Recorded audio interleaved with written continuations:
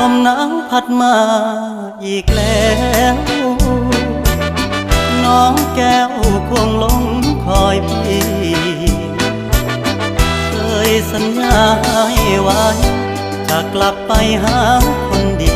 เพราะน้องพี่คงจะกลัวลมหนาวพัดมาอีกคน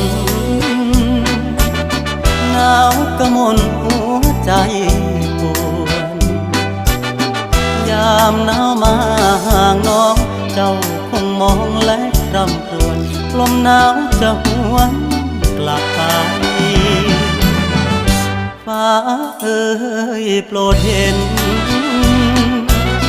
ฟ้าโปรดเป็นพยานให้ความรักยังไม่คลอนนิรันด